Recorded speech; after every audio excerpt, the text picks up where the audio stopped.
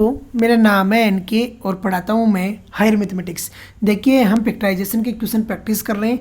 The next question says that factorise each of the following expression 7√2 x square minus का 10x minus का 4√2 है। तो देखिए कैसे सोल्व आउट करते हैं, किस तरीके से वैल्यू फाइंड आउट करते हैं। सॉल्यूशन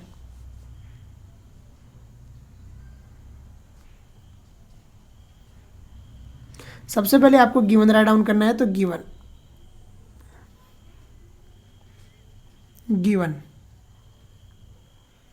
गिवन क्या है, 7√2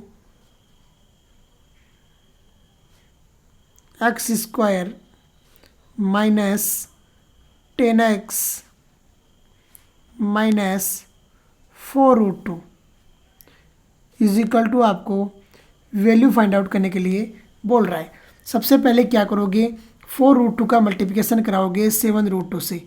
तो करवाइए मल्टीप्लिकेशन 4√2 का 7√2 से। जब मल्टीप्लिकेशन कराओगे तो 7 4 जा होता है कितना, 28। 28 2 जा कितना हो गया, 56। प्राइम फैक्टर फाइंड आउट करते हैं। तो 2 से गया तो ये आया 28, अगेन 2 से गया तो ये आया 14, अगेन 2 से गया तो ये आया 7,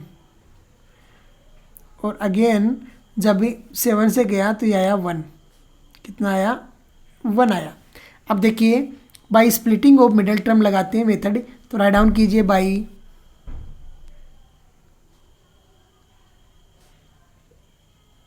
स्प्लिटिंग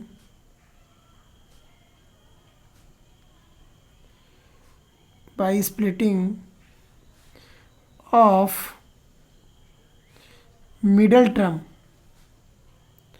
देखिए आपको यहाँ पर करना क्या है, जो आपके प्राइम फैक्टर आए हैं उनको इस तरीके से अरेंज करना है कि उनका जो एडिशन है वो कितना हो जाए, माइनस का 10x आ जाए। तो देखिए 7 2 जा कितना है, 4 है, और 2 2 जा कितना है, 4 है। 7 2 जा कितना है, 14 है, और 2 2 जा कितना है, 4 है। तो एक को ले लीजिए माइनस का और एक को ले लीजिए प्लस का। तो यहाँ पर देखिए ये बन गया 7√2 x square, 7√2 x square. Minus को किसको लेना है, बड़े वाले टर्म को लेना है, क्योंकि 14 जो 10x आ रहा है वो किसका आ रहा है, माइनस का आ रहा है। तो माइनस का 14x और प्लस का आ गया 4x और माइनस का आ गया 4√2, तो माइनस 4√2। अब देखिए कॉमन आ रही है, उस टर्म को कॉमन लीजिए, बाकी को सोल्व आउट कीजिए।